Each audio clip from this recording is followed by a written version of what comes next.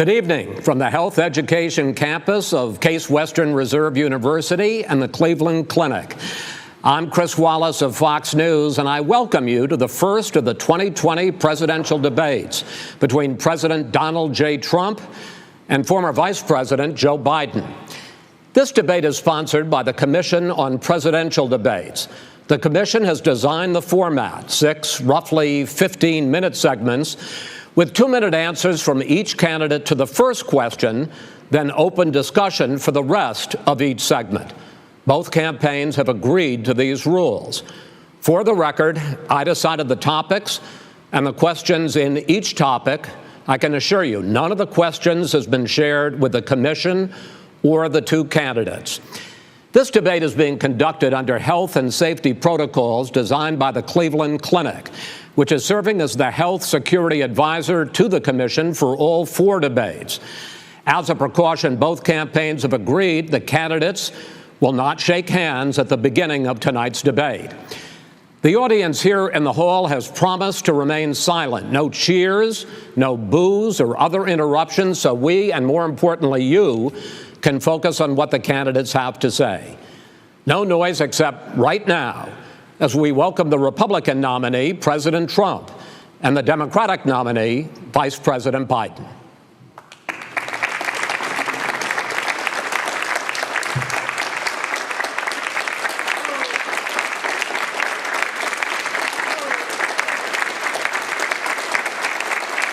How you doing, man? How are you? I'm well.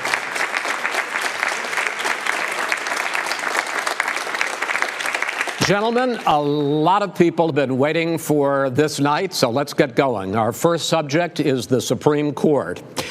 President Trump, you nominated Amy Coney Barrett over the weekend to succeed the late Ruth Bader Ginsburg on the court. You say the Constitution is clear about your obligation and the Senate's to consider a nominee to the court. Vice President Biden, you say that this is an effort by the president and Republicans to jam through an appointment and what you call an abuse of power. My first question to both of you tonight: why are you right in the argument you make and your opponent wrong? And where do you think a Justice Barrett would take the court? President Trump, in this first segment, you go first. 2 minutes. Thank you very much, Chris. I will tell you very simply, we won the election. Elections have consequences. We have the Senate, we have the White House, and we have a phenomenal nominee, respected by all, top academic, good in every way, In fact, some of her biggest endorsers are very liberal people from Notre Dame and other places. So I think she's going to be fantastic. We have plenty of time. Even if we did it after the election itself. I have a lot of time after the election, as you know. So I think that she will be outstanding. She's going to be as good as anybody that has served on that court. We really feel that. We have a professor at Notre Dame, highly respected by all, said she's the single greatest student he's ever had. He's been a professor for a long time at a great school. And we won the election, and therefore we have the right to choose her, and very few people knowingly would say otherwise. And by the way, the Democrats, they wouldn't even think about not doing it. If they had, the only difference is they'd try and do it faster. There's no way they would give it up. They had Merrick Garland, but the problem is they didn't have the election, so they were stopped. And probably that would happen in reverse also. Definitely would happen in reverse. So we won the election, and we have the right to do it, Chris. President Trump, thank you. Same question to you, Vice President Biden. You have 2 minutes. Well, first of all, thank you for doing this, and looking forward to this, Mr. President. Thank you, Joe. The American people have a right to have a say in who the Supreme Court nominee is, and that say occurs when they vote for United States senators and when they vote for the President of the United States. They're not going to get that chance now because we're in the middle of an election already. The election has already started. Tens of thousands of people have already voted. And so the thing that should happen is we should wait. We should wait and see what the outcome of this election is, because that's the only way the American people get to express their view is by who they elect as president and who they elect as vice president.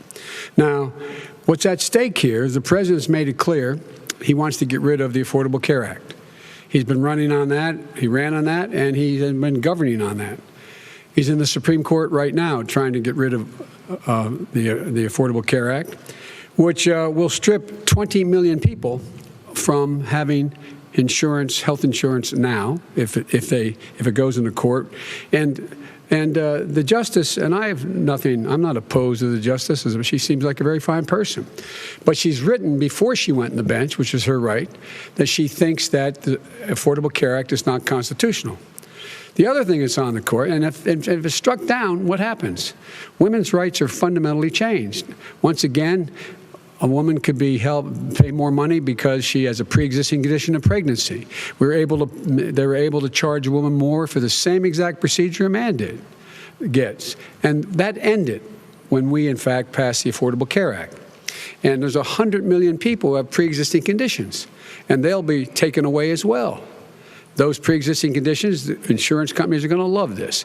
And so it's just not appropriate to do this before this election.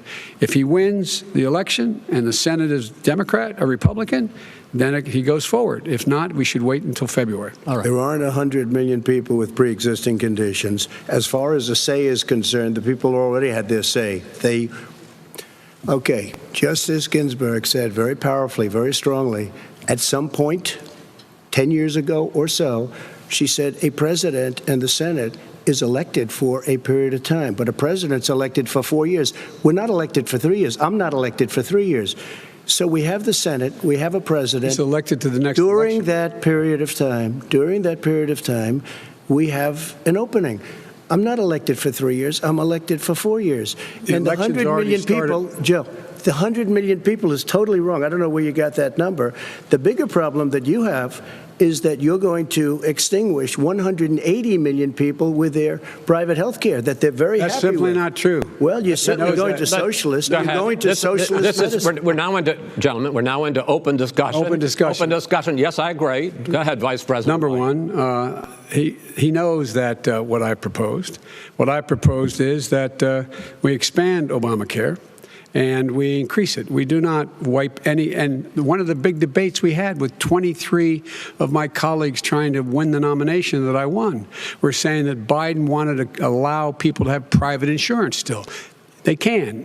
They do. They will under my proposal. It's not what you've said, and it's not what your party has said. That is simply your party a lie. doesn't say it. Your party wants to go socialist medicine. My party is and me. Socialist right healthcare. now, I am and the they're going to dominate party. you, Joe. You know that. I am the Democratic Party right now.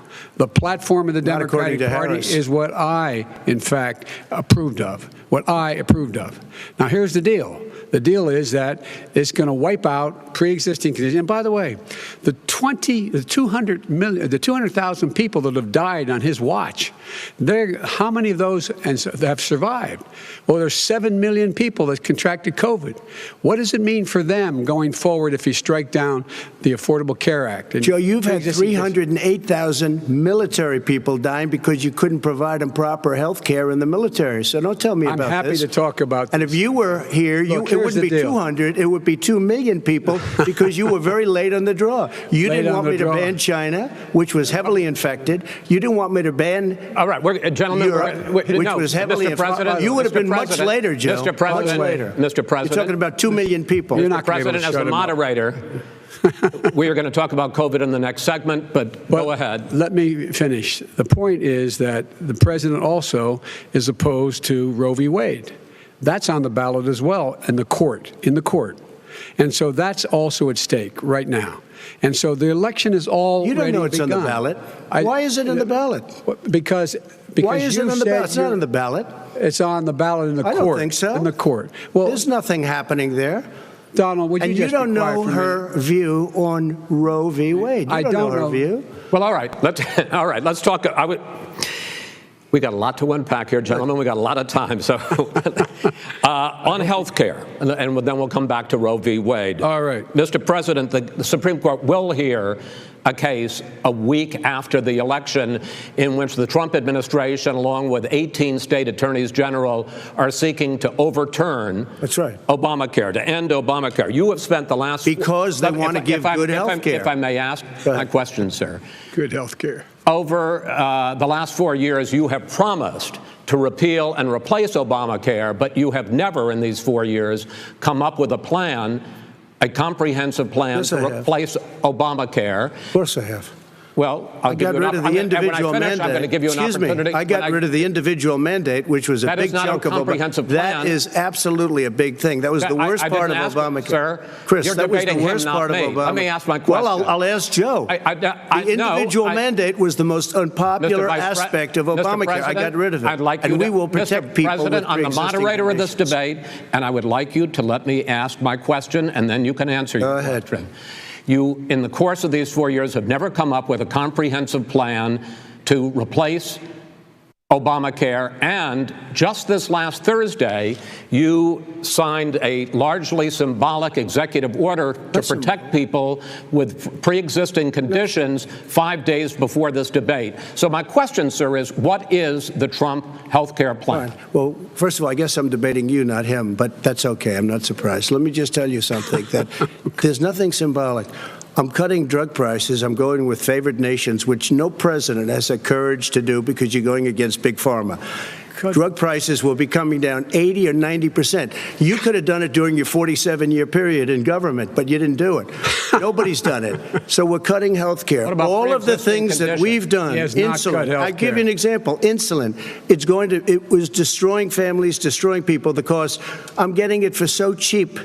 It's like water, you want to know the truth. So cheap. Take a look at all of the drugs what we're doing, prescription drug prices. We're going to allow our governors now to go to other countries to buy drugs because they pay just a tiny fraction. As I say, this is open discussion. No, let me ask you about, this is big stuff. Sir, you'll be happy. I'm about to pick up on one of your points to ask the vice president, which is he points out that you would like to add a public option to Obamacare, and the argument that he makes and other Republicans make is that that is going to end private insurance. It is not. Well, if I can ask you the question, it will end. Not what your party says, by the way. It will end private insurance and create a government takeover of health care. It does not. It's only for those people who are so poor they qualify for Medicaid. They can get that free in most states, except governors who want to deny people who are poor Medicaid. Anyone who qualifies for Medicaid would automatically be enrolled in the public option. The vast majority of the American people would still not be in that option. Number one. Joe, you agreed with Bernie Sanders, who's far left, on the manifesto, we call it, and that gives you socialized medicine. Look, hey, are you saying I'm not going to listen to him. The fact of the matter is, I beat Bernie Sanders. Not by much. I beat him a whole hell of a lot. I'm here standing facing you, old buddy. Pocahontas would have left 2 days early. You would have lost every primary. All he knows how to do is Super Tuesday. You got very lucky. Here's the deal. I got very lucky. I'm going to get very lucky tonight as well. And tonight I'm going to make sure, because here's the deal. Here's the deal. The fact is that everything he's saying so far is simply a lie. I'm not here to call out his lies. Everybody knows he's a liar. But you I just want to make sure. Joe, you're the liar. I want to make sure. You graduated last in your class, not first in your class. I want to make sure. Mr. President, can you let him finish, sir? No, he doesn't know how to do that. He has, You'd be surprised. You pick You'd be surprised. the wrong guy, the wrong night at the wrong time. Listen, you agreed with Bernie Sanders to the manifesto. The whole idea. Let him. There is no manifesto, number one. Please let him speak, Mr. Number President. two. You just lost the left. Number two. You just lost the left. You agreed with Bernie Sanders on a plan. Folks, absolutely folks, do you have any idea what this clown's doing? They call it Do you have any idea? Socialized medicine. Mr. President. I'll tell you what, he is not for any help for people needing health care. Because he, in fact, already has cost 10 million people their health care that they had from their employers because of his recession. Number one. Number two, there are 20 million people getting health care through Obamacare now that he wants to take it away. He won't ever look you in the eye and say that's what he wants to do.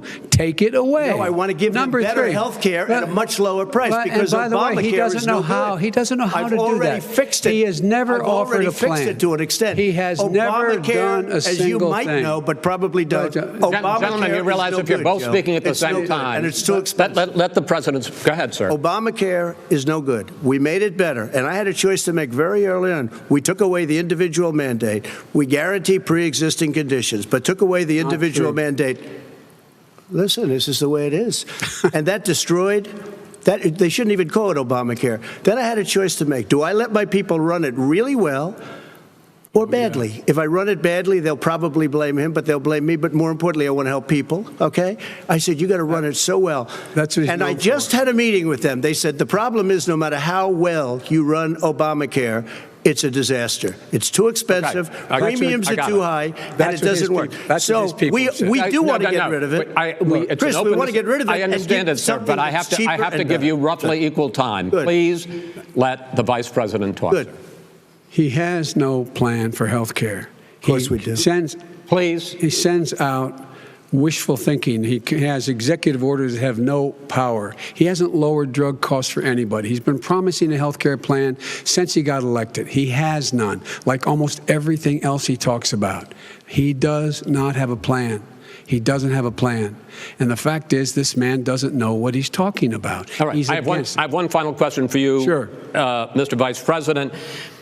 If Senate Republicans, we were talking originally about the Supreme Court here, if Senate Republicans go ahead and confirm Justice Barrett, there has been talk about ending the filibuster or even packing the court, adding to the 9 justices there. You call this a distraction by the president, but in fact it wasn't brought up by the president. It was brought up by some of your Democratic colleagues in the Congress. So my question to you is, you have refused in the past to talk about it. Are you willing to tell the American people tonight whether or not you will support either ending the filibuster or packing the court? Whatever position I take on that, that'll become the issue. The issue is the American people should speak. You should go out and vote. You're in voting now. Vote and let your senators know how strongly you feel. Vote now. Are you going to pack the court? Make sure you, in fact, let people know you're a senator. I'm not going to answer the question. Why wouldn't you answer that question? The question is, radical left. Will you shut up, man? Listen, who is on your list, Joe? Who's on your list? Right. Gentlemen, I think this we've is ended this. He's going to pack the court. We have not going to give a list. We have ended this segment. We're going to move on to the second segment. That was really a productive segment, wasn't it? Keep yapping, man. The people understand, Joe. They sure 47 years you've done nothing. They understand. All right. The second subject is COVID-19, which is an awfully serious subject, so let's try to be serious about it. We have had more than 7 million cases of coronavirus in the United States, and more than 200,000 people have died. Even after we produce a vaccine, experts say that it could be months or even years before we come back to anything approaching normal. My question for both of you is, based on what you have said and done so far and what you have said you would do starting in 2021, why should the American people trust you more than your opponent to deal with this public health crisis going forward? In this case, the question goes to you first, sir. 2 minutes uninterrupted. Good luck. 200,000 dead. As you said, over 7 million infected in the United States.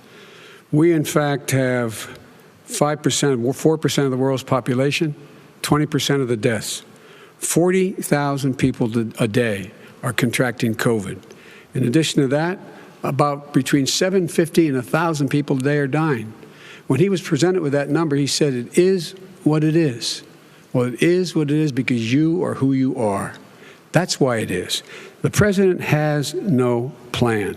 He hasn't laid out anything. He knew all the way back in February how serious this crisis was. He knew it was a deadly disease. What did he do? He's on tape as acknowledging he knew it. He said he didn't tell us or give people a warning of it because he didn't want to panic the American people. You don't panic. He panicked. In addition to that, what did he do? He went in and we were insisting that the Chinese, the people we had on the ground in China should be able to go to Wuhan and determine for themselves how dangerous this was. He did not even ask Xi to do that. He told us what a great job Xi was doing. He said we owe him a debt of gratitude for being so transparent with us. And what did he do then? He then did nothing. He waited and waited and waited. He still doesn't have a plan. I laid out back in March exactly what we should be doing.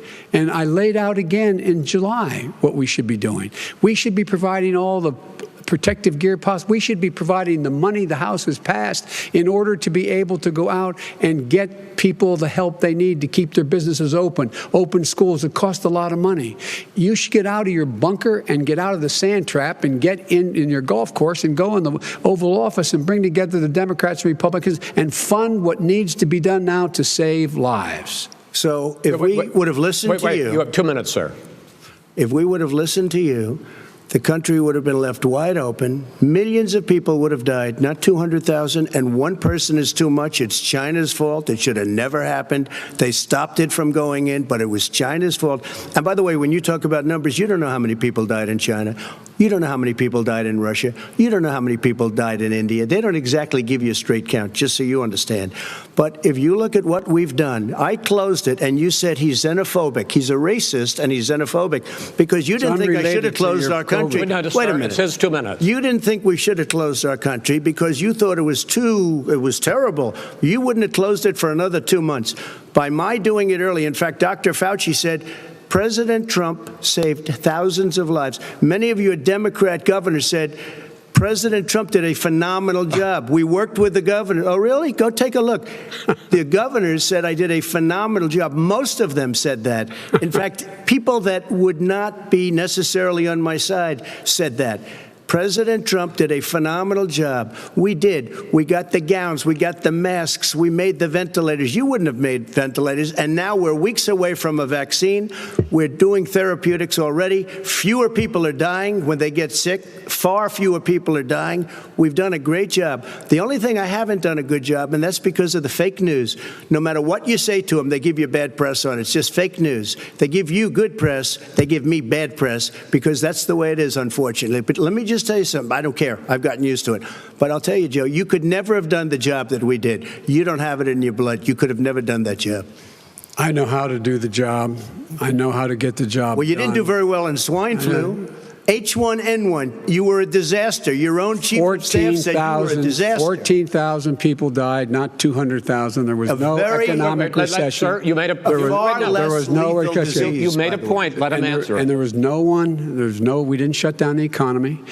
This is his economy he's shut down. The reason it's shut down is because, look, you folks at home, how many of you got up this morning and had an empty chair at the kitchen table because someone died of COVID?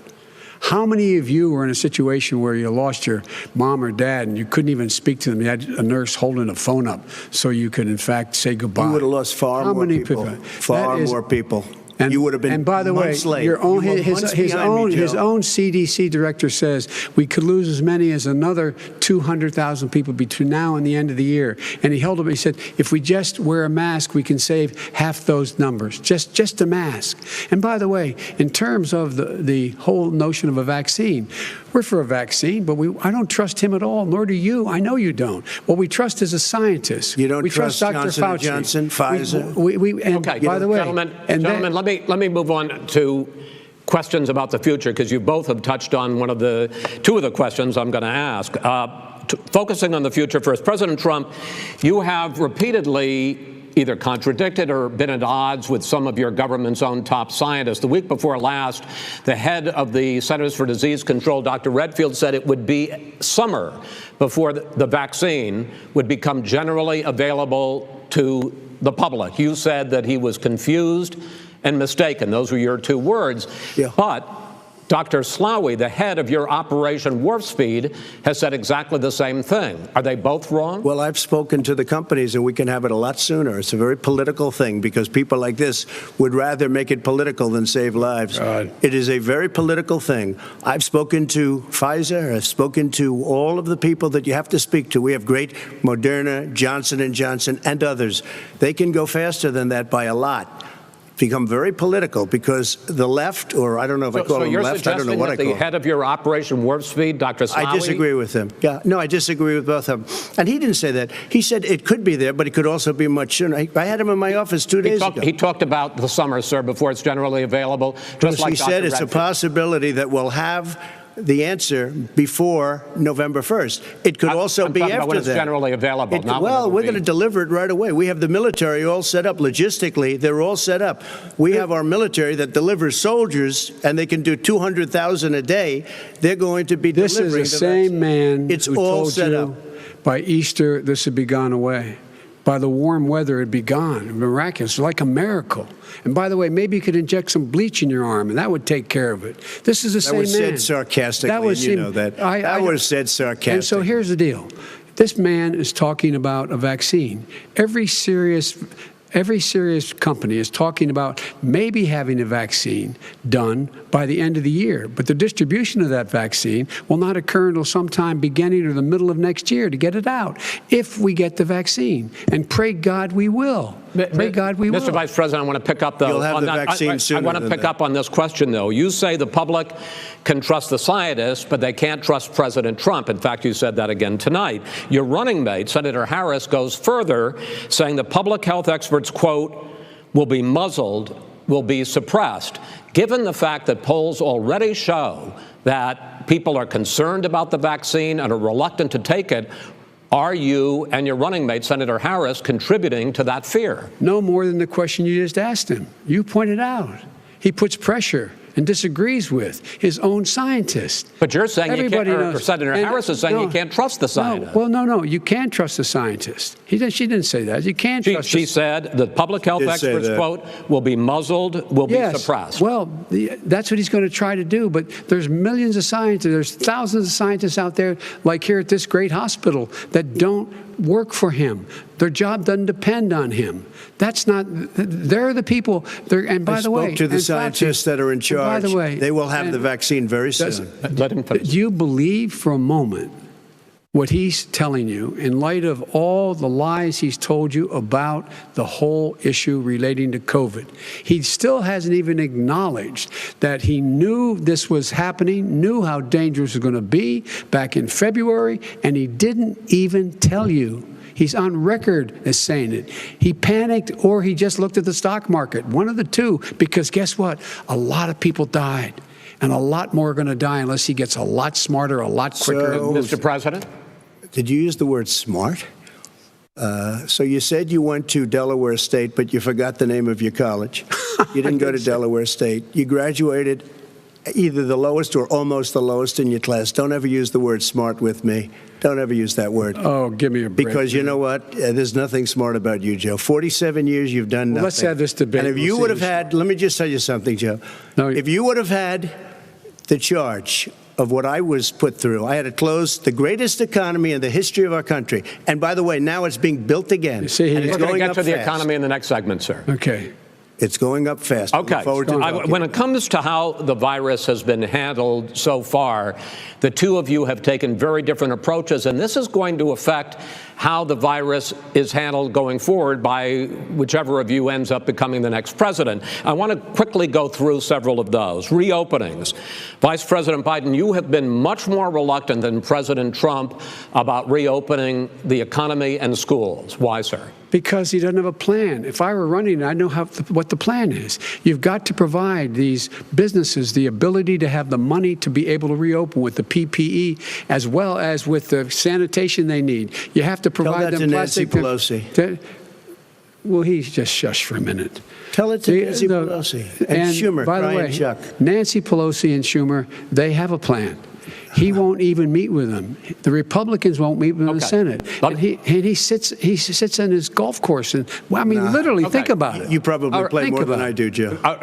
What about this question of reopenings and the fact? Well, he wants to shut down this country, and I want to keep it open. And we did a great he thing just by admitted shutting he it shut down. it down. Wait a minute, Let Joe. him Let me finish, shut sir. you down for a second, Joe, just for 1 second. He wants to shut down the country. We just went through it. We had to because we didn't know anything about the disease. Now we found that elderly people with heart problems and diabetes and different problems are very, very vulnerable. We learned a lot. Young children aren't. Even younger people aren't. We've learned a lot. But he wants to shut it down. More people will be hurt by continuing. If you look at Pennsylvania, if you look at certain states that have been shut down, they have Democrat governors all. One of the reasons they're shut down is because they want to keep it shut down until after the election on November 3rd. I want to move on to another because subject. it's a I want to move political on to another I've got to subject. respond. But those states are not doing well that are shut down Which is right got now. to respond to that. President shut Trump, down the you whole have country. begun to increasingly question the effectiveness of masks as a disease preventer. And in fact, recently you have cited the issue of waiters touching their masks and touching plates. Are you questioning No, I think the masks efficacy are okay. of You have masks? to understand, if you look, I mean, I have a mask right here. I put a mask on, when I think I need it.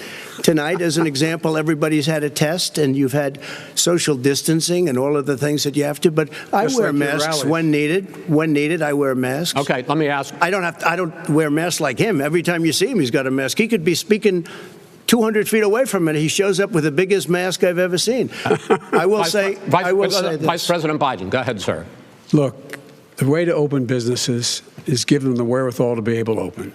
We provided money. The Congress. But I was asking you, sir, about masks. Well, masks make a big difference. His own head of the CDC said if we just wore masks between now, everybody wore masks in social distance between now and January, we'd probably save up to 100,000 lives. It matters. And they've also said the opposite. They've also said the opposite. No serious person said the opposite. They've also said, well, look serious at I wanna Dr. ask you- Fauci. Dr. Fauci said the He opposite. did not I want say to the ask you, we opposite. got a Said little very bit more than a strongly, minute left in this masks segment. are not good. Then he changed his mind. He said masks are good. I'm wanna okay with masks. I I'm want to not ask you fighting both about masks. one last subject, because your different approaches has even affected the way that you have campaigned. President Trump, you're holding large rallies with crowds packed together, thousands of people. Outside. Outside, yes, sir, agreed. Vice President Biden, you are holding much smaller events with Because nobody will show up. people with. Well, it's true. Nobody shows up to his rallies. All right. In any case, why you holding the big rallies? Why you not? You go first, sir. Because people want to hear what I have to say. I mean, But are you I've not done a worried great about it job spreading as a disease? president, and I'll have 35,000 people show up at airports. We use airports. Are you not hangars, worried about and we the have a disease lot of issues, people. sir? Well, so far we have had no problem whatsoever. It's outside. That's a big difference, according to the experts. And we do them outside. We have tremendous crowds, as you see. I mean, and literally on 24 hours notice. And Joe does the circles and has 3 people someplace. Okay. By the way, did you see one of the last big rallies he had? And a reporter came up to him to ask him a question. He said, no, stand back. Put on your mask. Put on a mask. Have you been tested? I'm way far away from those other people. That's what he said. I can't. I'm going to be okay. He's not worried about you. He's not worried about the people out there breathing in one another. We've had no negative cheek to effect. jowl. No negative effect. We've had no negative effect. And we've had 35,000, 40,000 All right. people want at these rallies. Just Yes. quickly finish up, because I want to move on to our next. Yes, I would. He's been totally irresponsible the way in which he has handled the social distancing and people wearing masks, basically encouraged them not to.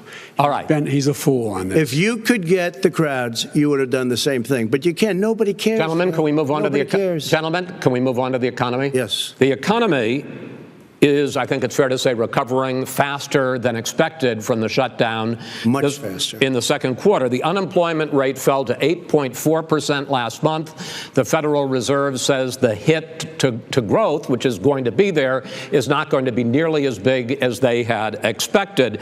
President Trump, you say we are in a V-shaped recovery. Vice President Biden, you say it's more of a K-shape. What difference does that mean to the American people in terms of the economy? President Trump, in this segment, you go first. So we built the greatest economy in history. We closed it down because of the China plague. When the plague came in, we closed it down, which was very hard psychologically to do. He didn't think we should close it down, and he was wrong. And again, 2 million people would be dead now instead of still 204,000 people is too much. One person is too much. Should have never happened from China. But what happened is we closed it down, and now we're reopening, and we're doing record business. We had 10.4 million people in a 4-month period that we've put back into the workforce. That's a record the likes of which nobody's ever seen before. And he wants to close down he will shut it down again. He will destroy this country. You know, a lot of people, between drugs and alcohol and depression, when you start shutting it down, you take a look at what's happening in some of your Democrat-run states where they have these tough shutdowns. And I'm telling you, it's because they don't want to open it. One of them came out last week. You saw that.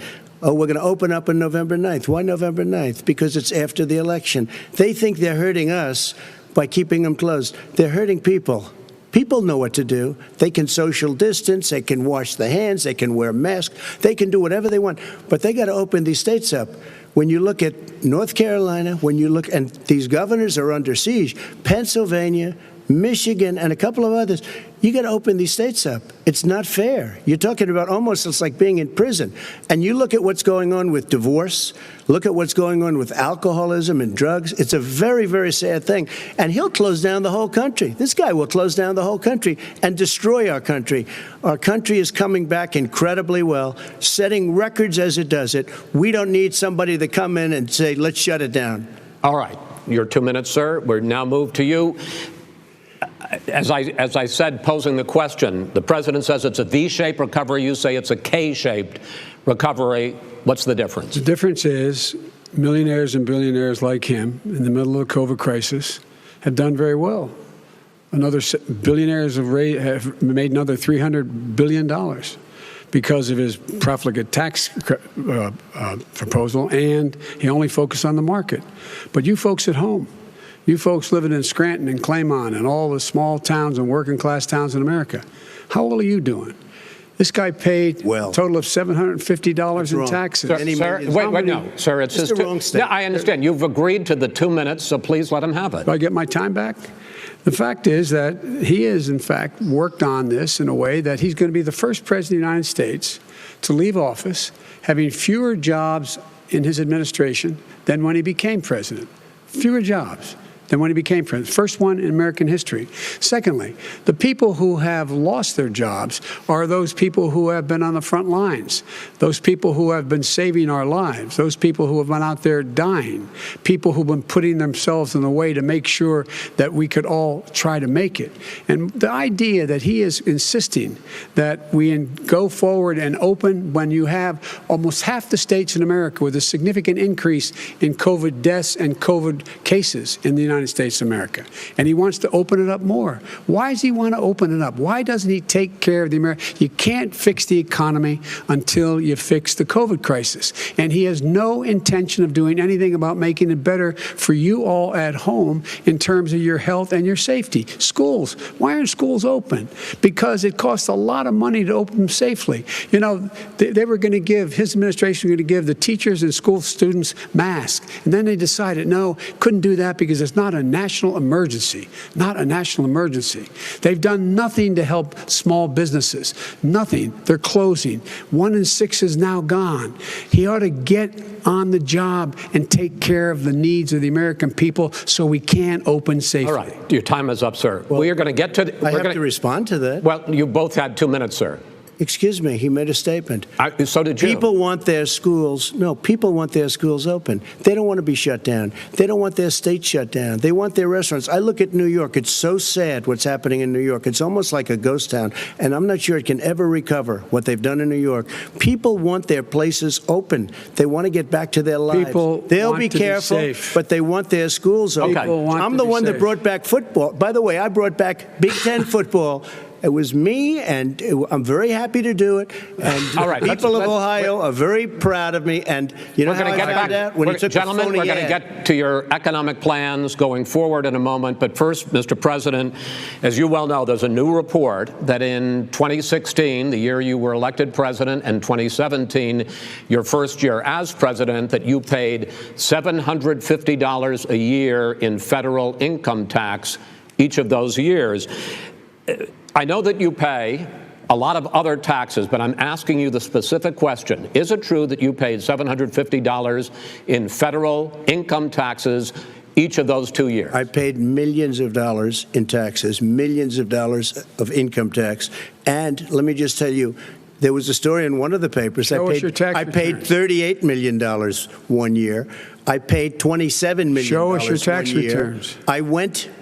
You'll see it as soon as it's finished. You'll see it. You know, if you want to go to the Board of Elections. There's a 118-page or so report that says everything I have, every bank I have, I'm totally under-leveraged because the assets are extremely good, and I built Sir, a great company. I'm asking you a specific question, which But is... let me tell you. I understand all of that. Release your I tax understand all of return. that. But let me- No, Mr. President, Go ahead. I'm asking you a question.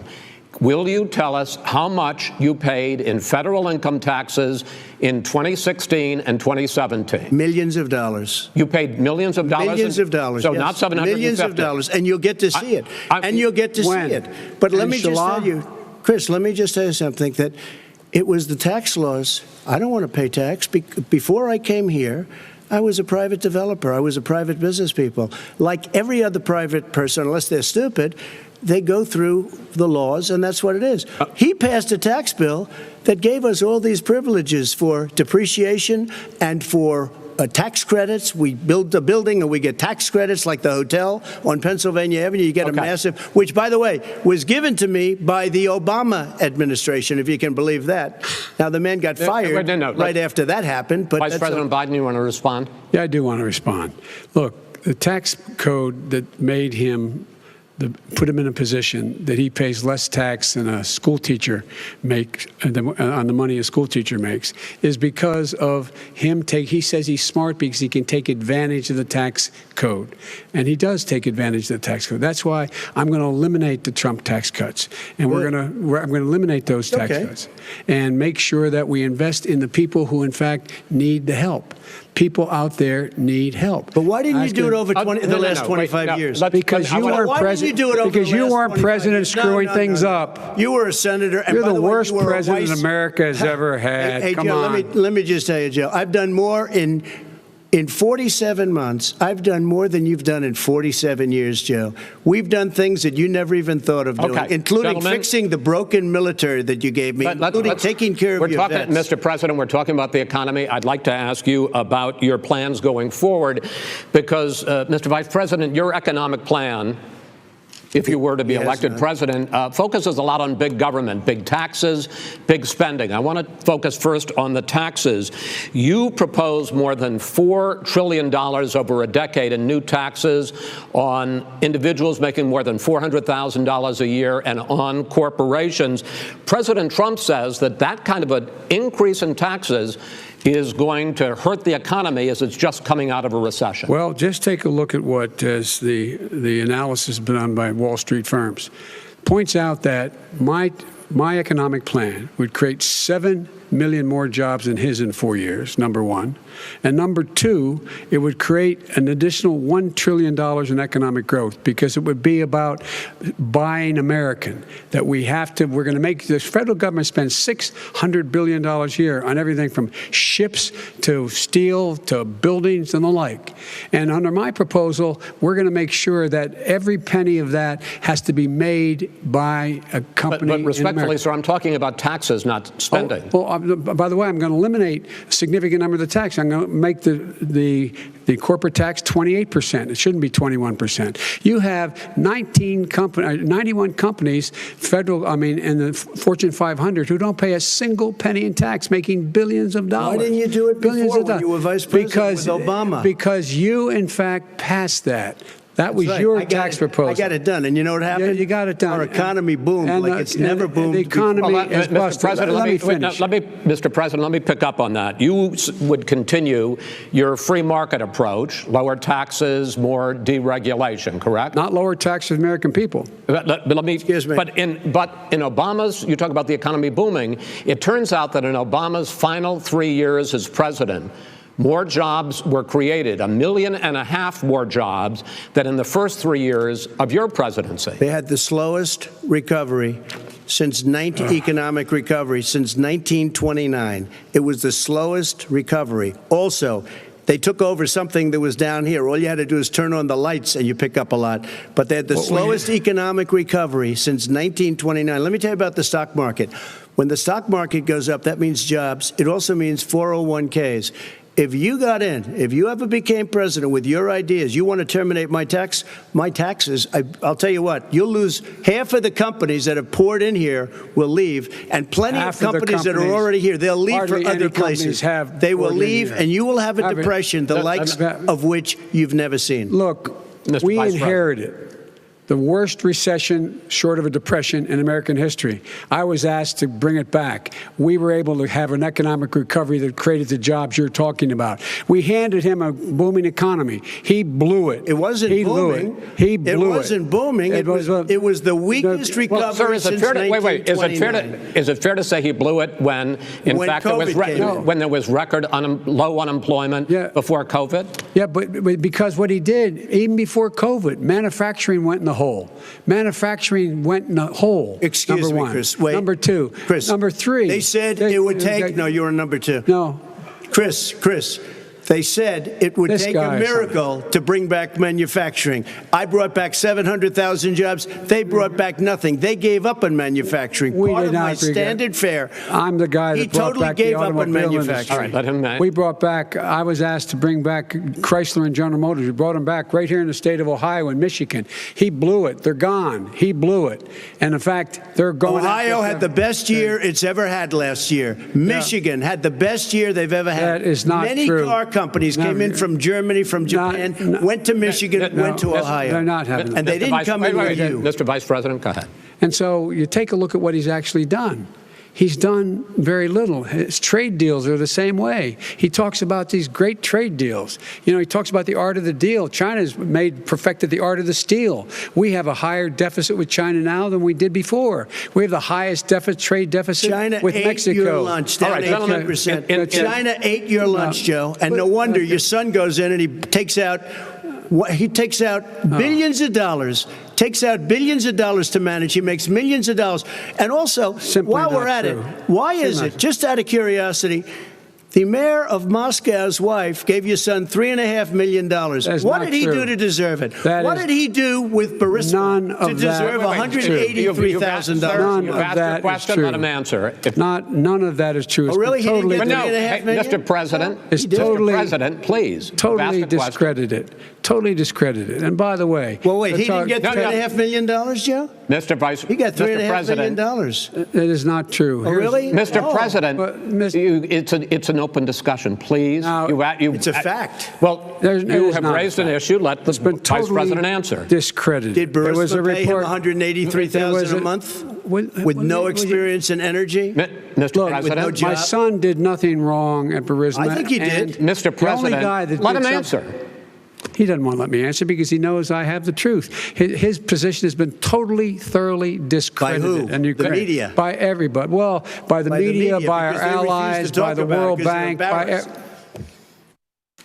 by everyone has discredited. Matter of fact, even the people who testified under oath. So let me ask you this, Joe. No, go ahead, Mr. I'm listening to you. He got $3.5 million from Moscow.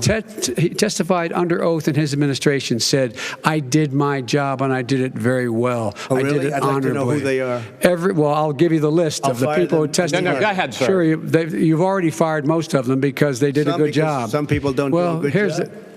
With you, go ahead. Wait a minute. You get the final word, Mr. Well, it's hard to get any word in with this clown. Excuse me. Hey, let me just say, Joe. No. I'm Mr. President. $3.5 million, Joe. That is simply Why did he deserve $3.5 million from Moscow? Look, here's the deal. We want to talk about families and ethics. I don't want to do that. I mean, his family we could talk about all night. His family's already... My family lost a fortune by coming down and helping us with government. And that's such a... Mr. President. Every single one of them lost a fortune. This is not about my family or his family. It's about your family. The American people. He doesn't... That's not true. It doesn't want to talk about what you need. You, the American people. It's about you. That's what we're talking about here. All right. That's the end of the segment. We're moving on. He didn't take them. Well, Vice President, no. Can I be honest? It's a very important question. Try to be honest. He stood up. No, the answer to the question is no. Ukraine. No, sir. With $1 billion, if you that is absolutely not true. You're going to have true. Gentlemen. I hate to raise my voice, but it seems to be, why shouldn't I be different than the two of you? So here's the deal. Good point. We have 6 segments. We have ended that segment. We're going to go to the next segment. In that segment, you each are going to have 2 uninterrupted moments. In those 2 uninterrupted minutes, Mr. President, you can say anything you want. I'm going to ask a question about race, but if you want to answer about something else, go ahead. But I think that the country would be better served if we allowed both people to speak with fewer interruptions. I'm appealing to you, sir, to do that. Well, and him too. Well, frankly, you've been doing more interrupting Well, that's than he all right, has. but he does plenty. Well, less than, sir, less there's than, plenty. No, less than you have. Let's please continue on. The issue of race. Vice President Biden, you say that President Trump's response to the violence in Charlottesville 3 years ago, when he talked about very fine people on both sides, was what directly led you to launch this run for president. Oh, yeah, sure. President Trump, you have often said that you believe you have done more for Black Americans than any president, with the possible exception of Abraham Lincoln. My question for the 2 of you is, why should voters trust you rather than your opponent to deal with the race issues facing this country over the next 4 years? Vice President Biden, you go first. It's about equity and equality. It's about decency. It's about the Constitution. And we have never walked away from trying to require equity for everyone, equality for the whole of America. But we've never accomplished it. But we've never walked away from it like he has done. It is true. The reason I got in the race is when those people, close your eyes, remember what those people look like coming out of the fields carrying torches, their veins bulging, just spewing anti-Semitic bile, and accompanied by the Ku Klux Klan. A young woman got killed. And they asked the president what he thought. He said there were very fine people on both sides. No president's ever said anything like that. It is whose now, 2 second, minutes, sir. Second point I'd make to you is that when Floyd was killed, when Mr. Floyd was killed, there was a peaceful protest in front of the White House. What did he do? He came out of his bunker, had the military use tear gas on him so he could walk across to a church and hold up a Bible. And then what happened after that? The bishop of that very church said that it was a disgrace. The general who was with him said all he ever wants to do is divide people, not unite people at all. This is a president who has used everything as a dog whistle to try to generate racist hatred, racist division. This is a man who, in fact, you talk about helping African Americans. 1 in 1,000 African Americans has been killed because of the coronavirus. And if he doesn't do something quickly, by the end of the year, 1 in 500 will have been killed. 1 in 500 African Americans. This man is a savior of African Americans. This man cares at all. This man's done virtually nothing. Look, the fact is that you have to look at what he talks about. You have to look at what he did. And what he did has been disastrous for the African-American community. So, President Trump, you have 2 minutes. Why should Americans trust you over your opponent to deal with racism? he did a crime bill, 1994, where you call them super predators, African Americans, the super predators, and they've never forgotten it. They've never forgotten it, Joe. No, sir, it's his 2 minutes. So you did that, and they call you a super predator, and I'm letting people out of jail now that you have treated the African American population community, you have treated the black community about as bad as anybody in this country. You did the 1990, and that's why, if you look at the polls, I'm doing better than any Republican has done in a long time, because they saw what you did. You call them super predators, and you've called them worse than that, because you look back at your testimony over the years, you've called them a lot worse than that. As far as the church is concerned, and as far as the generals are concerned, we just got the support of 250 military leaders and generals, total support. Law enforcement, almost every law enforcement group in the United States. I have Florida, I have Texas, I have Ohio, I have Portland. The sheriff just came out today and he said, I support President Trump. I don't think you have any law enforcement. You can't even say the word law enforcement, because if you say those words, you're going to lose all of your radical left supporters. And why aren't you saying those words, Joe? Why don't you say the words law enforcement? Because you know what? If they called us in Portland, we would put out that fire in a half an hour, but they won't do it because they're run by radical left Democrats. If you look at Chicago, if you look at any place you want to look, Seattle, they heard we were coming in the following day, and they put up their hands, and we got back Seattle. Minneapolis, we got it back, Joe, because we believe in law and order, but you don't. The top 10 cities and just about the top 40 cities are run by Democrats and in many cases radical left. And they've got you wrapped around their finger, Joe, to a point where you don't want to say anything about law and order. And I'll tell you what, the people of this country want and demand law and order, and you're afraid to even say it. All right. I want to return to the question of race.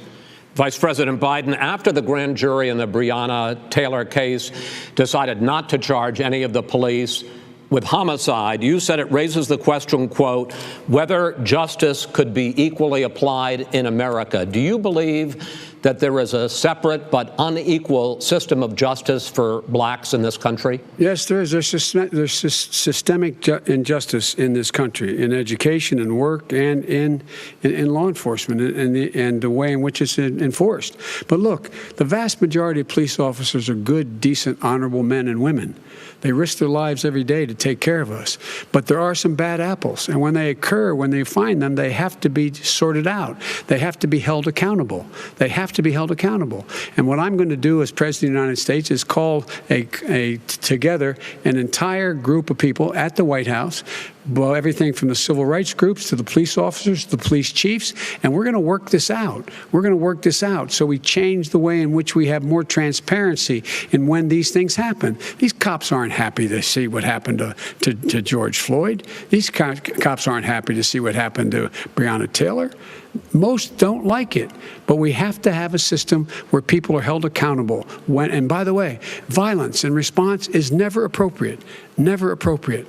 Peaceful protest is. Violence is never appropriate. All right, what is peaceful protest? When they run through the middle of a town and burn down your stores and kill people all over the place, and you say peaceful protest? No, it's not, but you say it is. President Trump, I'd like to continue with the issue of race. I promise we're going to get to the issue of law and order in a moment. Fine.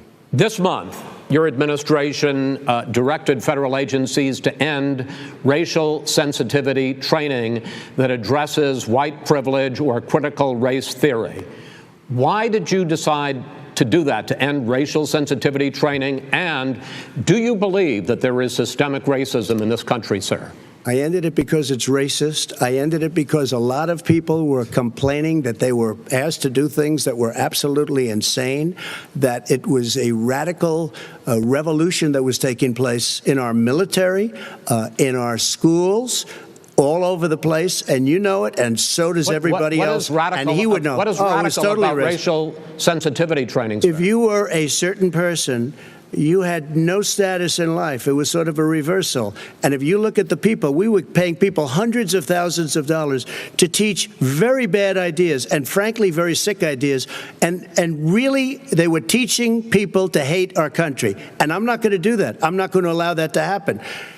We have to go back to the core values of this country. They were teaching people that our country is a horrible place, it's a racist place, and they were teaching people to hate our country. And I'm not going to allow that to happen. Vice President Biden? Nobody's doing that. He's racist. You just don't know. Here's the deal. I know a lot more about this than he does. Let him finish. The fact is that there is racial insensitivity. People have to be made aware of what other people feel like, what insults them, what is demeaning to them. It's important that people know they don't want to. Many people don't want to hurt other people's feelings, but it makes a big difference. It makes a gigantic difference in the way a child is able to grow up and have a sense of self-esteem. It's a little bit like how this guy and his friends look down on so many people. They look down their nose on people like Irish Catholics like me and grew up in Scranton. They look down on people who don't have money. They look down on people who are of a different faith. They look down on people who are a different color. In fact, we're all Americans. The only way we're going to bring this country together is bring everybody together. There's nothing we cannot do if we do it together. We can take this on and we can defeat racism in America. President Trump, sir. During the Obama-Biden administration, there was tremendous division. There was hatred. You look at Ferguson, you look at You go to many places. Look at Oakland. Look what happened in Oakland. Look what happened in Baltimore. Look what happened. Frankly, it was more violent than what I'm even seeing now. Oh, my but Lord. the reason This is that ridiculous. the Democrats that run these Absolutely cities ridiculous. don't want to talk like you about law and order. Violent and you crime, still haven't mentioned. violent Are you in crime. favor of law and order? I'm in favor of law. You follow Are you in favor of law and order? Go Yes, ahead, I'm say a, it. You asked a question, let him finish. Law and order. He loses left. Law and Let order. him- let him answer. Law and order with justice, where people get treated fairly. And the fact of the matter is, violent crime went down 17%, 15% in our administration. All right. It's gone up on his watch. Went down much more in ours. All right, we're down. is president of the Mr. President, United you're going States of to. America. We Mr. were President, breaking every you're- record in the Mr. book. President, you're going to be very happy because And we're now going to talk about law and order. Places we had trouble were Democratic-run cities. That's and exactly so- my question. Democratic- There has been a dramatic increase in homicides in America this summer particularly, and you often blame that on Democratic mayors and Democratic governors, but in fact there have been equivalent spikes in Republican-led cities like Tulsa and Fort Worth. So the question is this really a party issue? I think it's a party issue. You can bring in a couple of examples, but if you look at Chicago, what's going on in Chicago, where 53 people were shot and 8 died, shot. If you look at New York, where it's going up like nobody's ever seen anything, the numbers are going up 100, 150, 200% crime. It is cities. crazy what's going on. And he doesn't want to say law and order because he can't, because he'll lose his radical left supporters. And once he does that, it's over with. But if he ever got to run this country and they ran it the way he would want to run it, we would have our suburbs would be gone. By the way, our suburbs would be gone, and you would see problems like you've He never would seen know before. a suburb unless he took a wrong turn. Oh, I know suburbs. He would not. So much I was better. raised. Go ahead. Wait a minute. I was So much raised in the suburbs. This is not 1950. All these dog whistles on racism don't work anymore. Suburbs are by and large integrated. There's many people today driving their kids to soccer practice and/or to black and white and Hispanic in the same car as there have been any time in the past. What really is a threat to the suburbs and their safety is his failure to deal with COVID. They're dying in the suburbs. His failure to deal with the environment. They're being flooded. They're being burned out because his refusal to do anything. That's why the suburbs are in trouble. I do want to talk about this issue of law and order, though. And in the joint recommendation that came from the Biden-Bernie Sanders task force, you talked about, quote, reimagining policing. Yeah. First of all, what does reimagining policing mean, and do you support? It means Let me, if I might finish the question. What does reimagining policing mean, and do you support the Black Lives Matter call for community control of policing? Look, what I support is the police having the opportunity to deal with the problems they face. And I'm totally opposed to defunding the police offices. As a matter of fact, local police, the only one defunding, and his budget calls for a $400 million cut in local law enforcement assistance. They need more assistance. They need, when they show up for a 9/11 call, to have someone with them as a psychologist or psychiatrist to keep them from having to use force and be able to talk people down. We have to have community policing like we had before, where the officers get to know the people in the communities. That's when crime went down. It didn't go up, it went down. And so we have to be engaged. That's not what they're in talking about, Chris. That's not what they're talking about. He's talking about defunding the police. That is not true. He doesn't have any law support. Look, He has no law enforcement that's not support. true. Almost That's nothing. Look. Oh, really? Who do you have? Name one group that supports you. Name one group that came out and supported you. Go Look, ahead. look. Think. We have time. We don't have time to do No, anything. think All right. about it. Look, Name folks, one law enforcement group that came out and I supported think, gentlemen, you. I think I'm going to take back the There aren't. moderator's I don't think role, there are any. and I want to get to another subject, which is the issue of protests in many cities that have turned violent. In Portland, Oregon, especially, we had more than 100 straight days of protests, which I think you would agree. You talk about peaceful protests. Many of those turned into riots. Mr. Vice President, you say that people who commit crimes should be held accountable. The question I have, though, is, as the Democratic nominee, and earlier tonight you said that you are the Democratic Party right now, have you ever called the Democratic mayor of Portland or the Democratic governor of Oregon and said, hey, you got to stop this, bring in the National Guard, do whatever it takes, but you stop the days and months of violence in Portland? I don't hold public office now. I am a former vice president. I've made it clear. I've made it clear in my public statements that the violence should be prosecuted. It should be prosecuted, and anyone who commits it. But you've never called for the people, the leader. Excuse me, sir. You had never called for the leaders in Portland and in Oregon to bring in the National Guard and knock off 100 days of riots. They can, in fact, take care of it if he just stay out of the way. Look here. Oh, really? Really? Here's the thing. I sent in the U.S. Marshals to get the killer of the young man in the middle of the street. They shot him, and for 3 days, President Trump, Portland wouldn't do anything. I had to send in the U.S. Marshals. They took care of business. Go ahead, sir. And by the way, his own former spokesperson said, riots and chaos and violence help his cause. That's what this is all about. I don't know who said that. I do. Who? I think Kellyanne Conway. I don't think she said that. She said that. And so here's the But here's the point. Go ahead. The point is that's what he keeps trying to rile everything up. He doesn't want to calm things down. Instead of going in and talking to people and saying, let's get everybody together, figure out how to deal with this. What's he do? He just pours gasoline in the fire constantly, every single solitary time. And to end this, button up this segment, I'm going to give you a minute to answer, sir. You have repeatedly criticized. I have to answer his statement. You have repeatedly. You've been talking back and forth. He made a statement. I'm asking you. I would love to end it. Sir. I would love to end it. If you want to switch seats, we could very quickly. We could do that. But I'd send in the National Guard. It would be over. There'd be no problem. Okay. But they don't want to accept the National Guard. You have repeatedly criticized the vice president for not specifically calling out Antifa and other left-wing extremist groups. But are you willing tonight to condemn white supremacists and militia groups and to say that they need to stand down and not add to the violence in a number of these cities, as we saw in Kenosha and as we've seen in Portland? Sure, are you I'm prepared to specifically do it? Well, go ahead, sir. I would say almost everything I see is from the left wing, not from the right wing. So what are you saying? I'm willing to do anything. I want to see peace. Then do it, sir. Say it. Do it. Say it. Do you want to call him?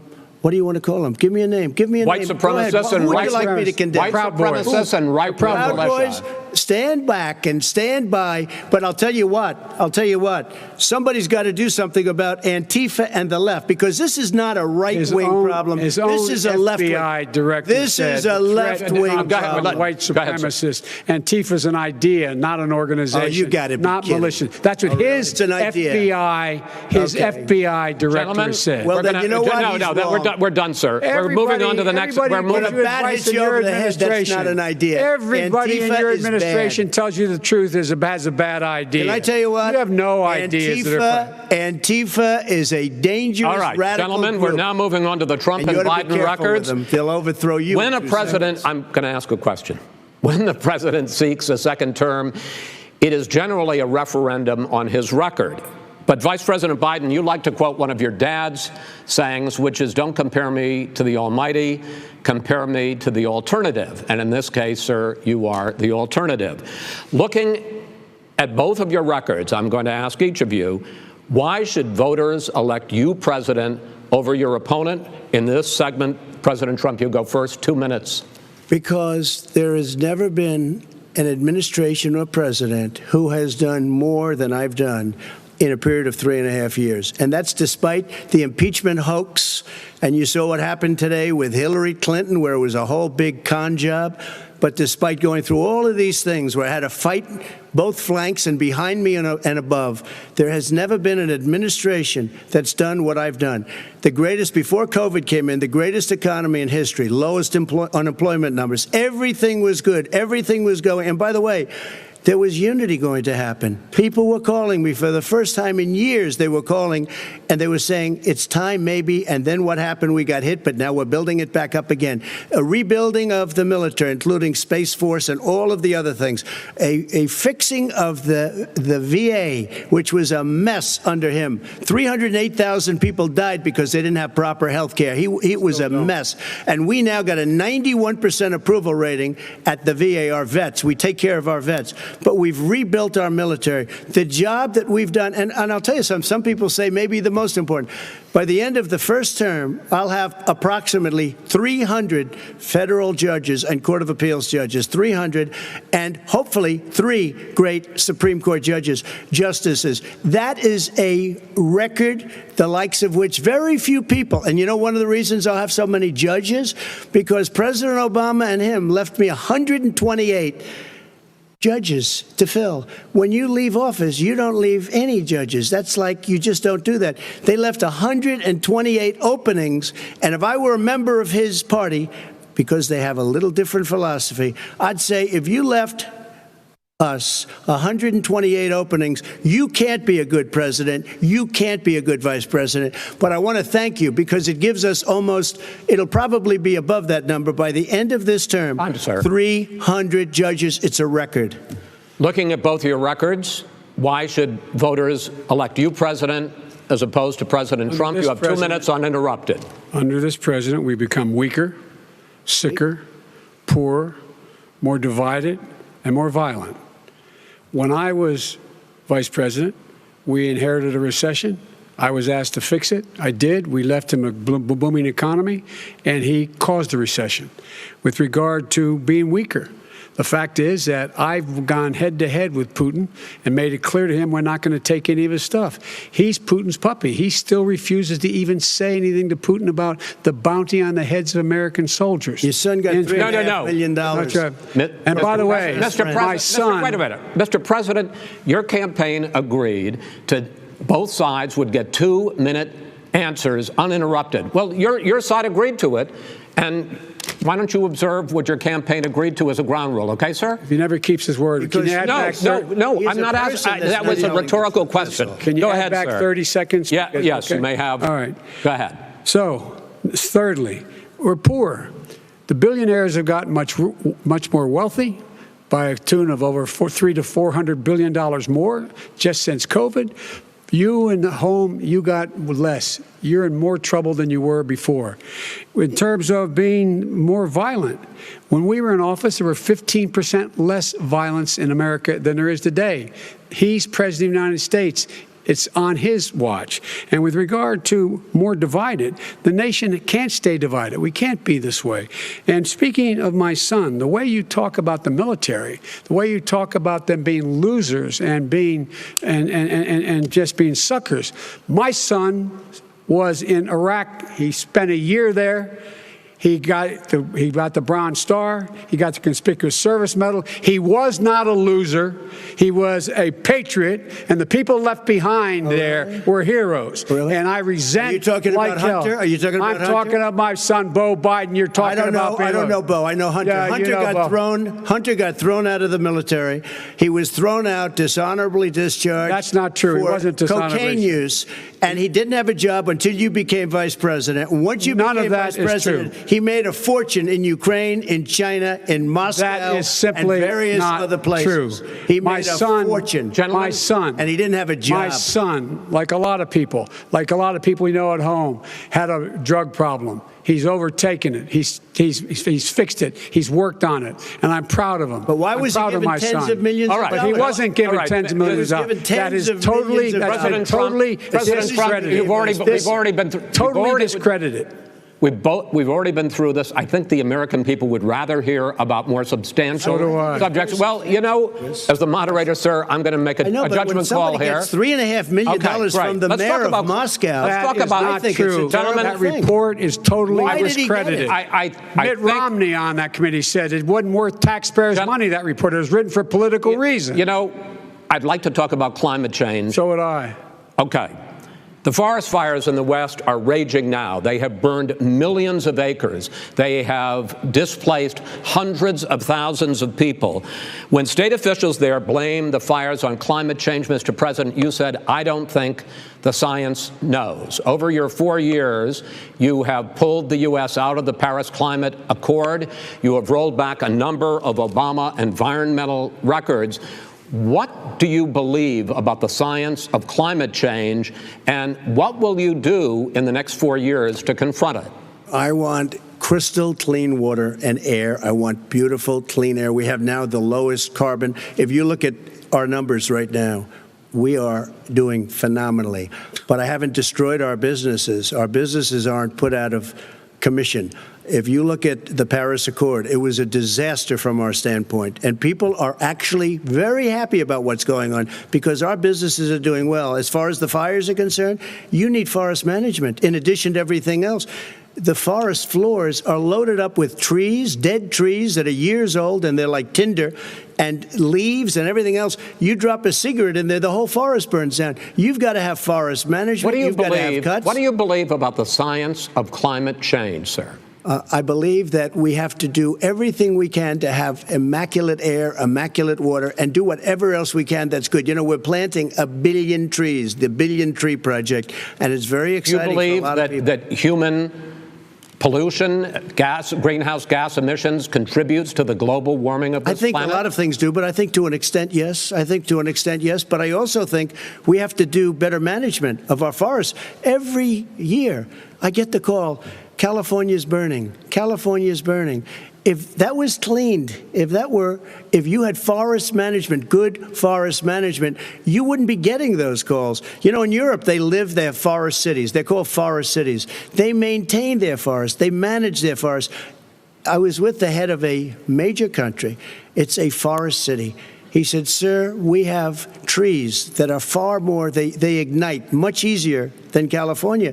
There shouldn't be that problem. I spoke with the governor about it. I'm getting along very well with the governor. But I said, you know, at some point, you can't every year have hundreds of thousands of acres of land just burned to the ground. But, sir, that's burning down because of a lack of management. But, sir, if you believe in the science of climate change, why have you rolled back the Obama Clean Power Plan, which limited carbon emissions in power plants? Why have you relaxed? Because it was driving energy prices through the sky. Why have you relaxed fuel economy standards that are going to create more pollution from cars Well, and not trucks? really, because what's happening is the car is much less expensive and it's a much safer car, and you're talking about a tiny difference. And then what would happen, because of the cost of the car, you would have at least double and triple the number of cars purchased. We have the old slugs out there that are 10, 12 years old. If you did that, the car would be safer. It would be much cheaper by $3,500. In the case of California, they've simply ignored No, but you would take a lot of cars rollback. off the market because people would be able to afford a car. Now, and by the way, we're going to see how that turns out. But a lot of people agree with me, many people. The car has gotten so expensive because they have computers all over the place for an extra little bit of gasoline. And and I'm okay with electric cars, too. I think I'm all for electric cars. I've given big incentives for electric cars. But what they've done in California is just crazy. Right. Vice President Biden, I'd like you to respond to the president's climate change record, but I also want to ask you about a concern. You proposed $2 trillion in green jobs. You talk about new limits, not abolishing, but new limits on fracking, ending the use of fossil fuels to generate electricity by 2035, and zero net emission of greenhouse gases by 2050. The president says a lot of these things would tank the economy and cost millions of jobs. He's absolutely wrong, number one. Number two, if in fact, during our administration, the Recovery Act, I was in charge, able to bring down the cost of renewable energy to cheaper than or as cheap as coal and gas and oil. Nobody's going to build another coal-fired plant in America. No one's going to build another oil-fired plant in America. They're going to move to renewable energy, number one. Number two, we're going to make sure that we are able to take the federal fleet and turn it into a fleet that's run on their electric vehicles. Making sure that we can do that, we're going to put 500,000 charging stations and all of the highways that we're going to be building in the future. We're going to build an economy that, in fact, is going to provide for the ability of us to take 4 million buildings and make sure that they, in fact, are weatherized in a way that, in fact, they'll emit significantly less gas and oil because the heat will not be going out. There's so many things that we can do now to create thousands and thousands of jobs. We can get to net zero in terms of energy production by 2035. Not only not costing people jobs, creating millions of good paying jobs, not $15 an hour, but prevailing wage, by having a new infrastructure that, in fact, is green. And the first thing I will do, I will rejoin the Paris Accord. I will join the Paris Accord because with us out of it, look what's happening. It's all falling apart. And talk about someone who has no relationship with foreign policy. Brazil, the rainforests of Brazil are being torn down, are being ripped down. More carbon is absorbed in that rainforest than every bit of carbon that's emitted in the United States. Instead of doing something about that, I would be gathering up and making sure we had the countries of the world coming up with $20 billion and say, here's $20 billion. Stop tearing down the forest. And if you don't, then you're going to have significant economic consequences. What about the argument that President Trump basically says that you have to balance environmental interests and economic interests, and he's drawn his line? Well, he hadn't drawn a line. He still, for example, he wants to make sure that methane's not a problem. You can now emit more methane without it being a problem. Methane. Right. This is a guy who says that you don't have to have mileage standards for automobiles that exist now. This is a guy who says that. Well, the fact that it's all true. And here's the deal. He's talking about the Green New Deal, and it's not $2 billion or $20 billion, as you said. It's $100 trillion. I'm talking about where they want to rip down buildings and rebuild the building. No, it's the dumbest, most ridiculous. Where airplanes are out of business, where two-car systems are out, where they want to take out the cows too. That's not true either, right? This is a $100 trillion. Look, that's more money than our country could make in 100 years if we're going to the case. All right, let me because I actually wait a minute, sir. I actually have studied your plan, and it includes upgrading 4 million buildings, weatherizing 2 million homes over 4 years, building 1.5 million energy-efficient homes.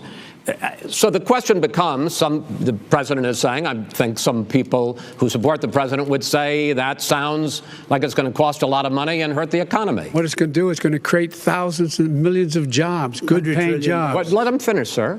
He doesn't know how to do that. $100 billion. The fact is, it's going to create millions of good-paying jobs, and these tax incentives for people to weatherize, which he wants to get rid of. It's going to make the economy much safer. Look how much we're paying now to deal with the hurricanes. By the way, he has an answer for hurricanes. He said maybe we should drop a nuclear weapon on them. They may. I never said that. That's what he did say. You made it up. And here's the deal. You make up. We are going to be in a position where we can create hard, good jobs by making sure the environment is clean and we all are in better shape. We spend billions of dollars now on floods, hurricanes, rising seas.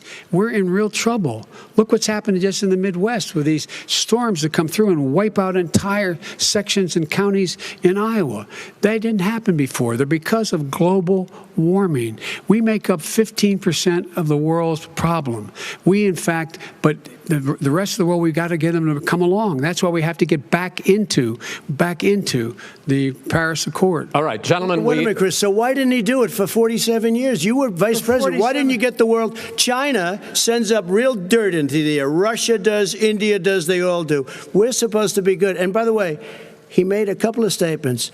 The Green New Deal is $100 trillion. That is not my plan. That's the Green New you want to Deal rebuild every is building. not my plan. You want to rebuild every. If he knew anything about, he made a statement about the military. He said I said something about the military. He and his friends made it up, and then they went with it. I never said it. Okay, that is what not he true. did. Is You're done in this segment. He called the military Mr. Vice President, stupid bastards. I and he did said not it on say tape. He said stupid bastards. He said it. Stop. I would never say that. Play it. Go ahead. Mr. Vice President answered his final question. The final question is, I can't remember which of all his rantings. I'm having a little trouble myself. But and about the economy and about this question of what it's going to cost. The economy. I mean, the Green New Deal and the idea of what your environmental changes will do. The Green New Deal will pay for itself as we move forward.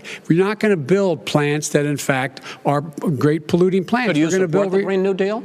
Pardon me? Do you support that? No, I don't support the Green New Deal. Oh, you don't? Oh, well, that's a big statement. I support that means you just lost the radical left. I support the Biden plan that I put forward. Okay. the Biden plan, which is different than what he calls the radical Green New Deal. All right, gentlemen, final segment, election integrity. As we meet tonight, millions of Americans are receiving mail-in ballots or going to vote early. How confident should we be that this will be a fair election, and what are you prepared to do over the next 5+ weeks, because it'll not only be to Election Day, but also counting some ballots, mail-in ballots after Election Day? What are you prepared to do to reassure the American people that the next president will be the legitimate winner of this election? In this final segment, Mr. Vice President, you go first. Prepared to let people vote. They should go to iwillvote.com, decide how they're going to vote, when they're going to vote, and what means by which they're going to vote. His own Homeland Security director, and as well as the FBI director, says there is no evidence at all that mail-in ballots are a source of being manipulated and cheating. They said that. The fact is that there are going to be millions of people because of COVID that are going to be voting by mail-in ballots, like he does, by the way. He sits behind the Resolute desk and sends his ballot to Florida, number one. Number two, we're going to make sure that those people who want to vote in person are able to vote, because enough poll watchers are there to make sure they can socially distance. The polls are open on time, and the polls stay open until the votes are counted. And this is all about trying to dissuade people from voting, because he's trying to scare people into thinking that it's not going to be legitimate. Show up and vote. You will determine the outcome of this election. Vote, vote, vote. If you're able to vote early in your state, vote early. If you're able to vote in person, vote in person. Vote whatever way is the best way for you, because he cannot stop you from being able to determine the outcome of this election. And in terms of whether or not, when the votes are counted, and they're all counted, that will be accepted. If I win, that will be accepted. If I lose, that'll be accepted. But by the way, if in fact he says he's not sure what he's going to accept, well, let me tell you something. It doesn't matter, because if we get the votes, it's going to be all over. He's going to go. He can't stay in power. It won't happen. It won't happen. So vote. Just make sure you understand you have it in your control to determine what this country is going to look like the next 4 years. Is it going to change, or you get 4 more years of these lies? Mr. President, 2 minutes. So when I listened to Joe talking about a transition, there's been no transition from when I won. I won that election. And if you look at crooked Hillary Clinton, if you look at all of the different people, there was no transition, because they came after me trying to do a coup. They came after me spying on my campaign. They started from the day I won, and even before I won, from the day I came down the escalator with our First Lady. They were a disaster. They were a disgrace to our country. And we've caught them. We've caught them all. We've got it all on tape. We've caught them all. And by the way, you gave the idea for the Logan Act against General Flynn. You better take a look at that, because we caught you in a sense. And President Obama was sitting in the office. He knew about it, too. So don't tell me about a free transition. As far as the ballots are concerned, it's a disaster. A solicited ballot, okay, solicited is okay. You're soliciting, you're asking, they send it back, you send it back. I did that. If you have an unsolicited, they're sending millions of ballots all over the country. There's fraud. They found them in creeks. They found some with the name Trump, just happened to have the name Trump just the other day in a waste paper basket. They're being sent all over the place. They sent 2 in a Democrat area. They sent out 1,000 ballots. Everybody got 2 ballots. This is going to be a fraud like you've never seen. The other thing, it's nice on November 3rd, you're watching and you see who won the election. And I think we're going to do well, because people are really happy with the job we've done. But you know what? We won't know. We might not know for months, because these ballots are going to be all over. Take a look at what happened in Manhattan. Take a look at what happened in New Jersey. Take a look at what happened in Virginia and other places. They're not losing 2%, 1%, which, by the way, is too much. An election could be won or lost with that. They're losing 30 and 40%. It's a fraud, and it's a shame. And can you imagine where they say you have to have your ballot in by November 10th? November 10th. That means that's 7 days after the election, in theory, should have been announced. Okay. We have major states with that, sir, all run by Democrats. 2 minutes is 2 minutes. All run by Democrats. It's President fraud. Trump, It's a rigged election. you're going to be able to continue. You have been charging for months that mail-in balloting is going to be a disaster. You say it's rigged, that it's going to lead to fraud. But in 2018, in the last midterm election, 31 million people voted mail-in voting. That was a quarter, more than a quarter of all the voters that year cast their ballots by mail. Now that millions of mail-in ballots have gone out, what are you going to do about it? And are you counting on the Supreme Court, including a Justice Barrett, to settle any dispute? Yeah, I think I'm counting on them to look at the ballots, definitely. I hope we don't need them in terms of the election itself. But for the ballots, I think so, because what's happening is incredible. I read today, where at least 1% of the ballots for 2016 were invalidated. They take them. We don't like them. We don't like them. But what are you going to do about it? There are millions of ballots going out right now. What you do is you go and vote. You do a solicited ballot, and that's okay, or you go and vote. I'm asking you about the fact that millions of people... You go and vote. You go and vote. But what I'm saying is, what are you going to do about the fact that millions of people... You either do, Chris, a solicited ballot where you're sending it in, they're sending it back, and you're sending... They have mailmen with lots of it. Did you see what's going on? Take a look at West Virginia, mailmen selling the ballots. They're being sold. They're being dumped in rivers. This is a horrible thing for our country. This is not going to end well. There is no evidence This is not going to end well. 5 states have had mail-in ballots for the last decade or more, 5, including 2 Republican states. And you don't have to solicit the ballot. It's sent to you. It's sent to your home. What they're saying is that it has to be a postmark by election day. If it doesn't get in till the 7th, 8th, 9th, it still should be counted. He's just afraid of counting the votes because he knows the outcome. You're wrong. I want to continue with you on this, Vice President Biden. Chris, he's so wrong when he makes a statement like that. Excuse me. Vice President Biden, the biggest problem, in fact, over the years with mail-in voting has not been fraud historically. It has been that sizable numbers, sometimes hundreds of thousands of ballots are thrown out because they have not been properly filled out, or there is some other irregularity, or they missed the deadline. So the question I have is, are you concerned that the Supreme Court with a Justice Barrett will settle any dispute? I'm concerned that any court would settle this, because here's the deal.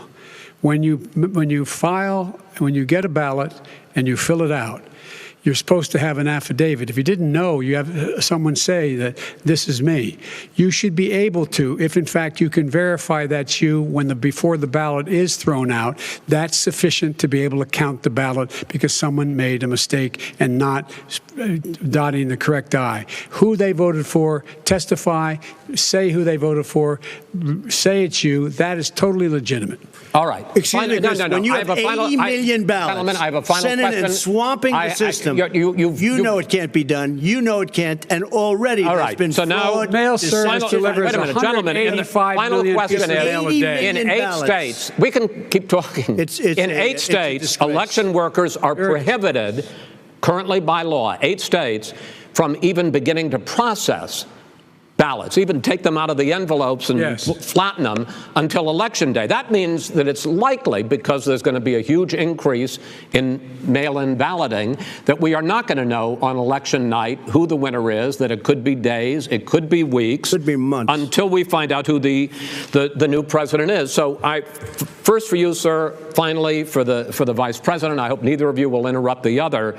Will you urge your supporters to stay calm during this extended period, not to engage in any civil unrest? And will you pledge tonight that you will not declare victory until the election has been independently certified? President Trump, you go first. I'm urging my supporters to go into the polls and watch very carefully, because that's what has to happen. I am urging them to do it. As you know, today there was a big problem. In Philadelphia, they went in to watch. They're called poll watchers, a very safe, very nice thing. They were thrown out. They weren't allowed to watch. You know why? Because bad things happen in Philadelphia, bad things. And I am urging my people. I hope it's going to be a fair election. If it's a fair election, urging them what? I am 100% on board. But if I see tens of thousands of ballots being manipulated, I can't go along with that. And I'll tell you what does that from mean, a not go common along? sense, Does that mean you're I'll tell going to you tell what your it means. people to take to the It means street? you have a fraudulent election. You're And what sending are you out gonna do? 80 And million what would you ballots. do about that? They're not equipped to. These people aren't equipped to handle it. Number one. Number two, Okay. they cheat. They cheat. Hey, they found ballots in a waste paper basket 3 days ago, and they all had the name All right. military ballots. They were military. They all had the name Trump on them. Vice President You think Biden, that's good? Vice President Biden, final question for you. Will you urge your supporters to stay calm while the vote is counted, and will you pledge not to declare victory until the election is independently certified? Yes, and here's the deal. We count the ballots, as you pointed out. Some of these ballots in some states can't even be opened until Election Day. And if there's thousands of ballots, it's going to take time to do it. And by the way, our military, they've been voting by ballots since at the end of the Civil War, in effect. And that's what's going to happen. Why was it not? Why is it for them somehow not fraudulent? It's the same process. It's honest. No one has established at all that there is fraud related to mail-in ballots, that somehow it's a fraudulent process. It's already been established. Take a look at Carolyn Maloney's race. I asked you had an opportunity to respond. Look at Carolyn Maloney. Go ahead. They have no idea what Vice happened. President Biden, go ahead. He has no idea what he's talking about. Here's the deal. The fact is, I will accept it, and he will too. You know why? Because once the winner is declared, after all the ballots are counted, all the votes are counted, that'll be the end of it. That'll be the end of it. And if it's me, in fact, fine. If it's not me, I'll support the outcome. And I'll be a president not just for the Democrats. I'll be a president for Democrats and Republicans. And this guy, I want to if see in an fact, honest ballot count. Gentlemen, you say that's the end of Chris, it? This is the I end wanna of this see an debate? honest ballot count. We're And I going to think leave he it does there. too. To be continued as in more debates as we go on. President Trump, Vice President Biden, it's been an interesting hour and a half. I want to thank you both for participating in the first of 3 debates that you have agreed to engage in. We want to thank Case Western Reserve University and the Cleveland Clinic for hosting this event. The next debate, sponsored by the Commission on Presidential Debates, will be 1 week from tomorrow, October 7th, at the University of Utah in Salt Lake City. The 2 vice presidential nominees, Vice President Mike Pence and Senator Kamala Harris, will debate at 9 p.m. Eastern that night. We hope you watch. Until then, thank you and good night. Thank you. Thank you.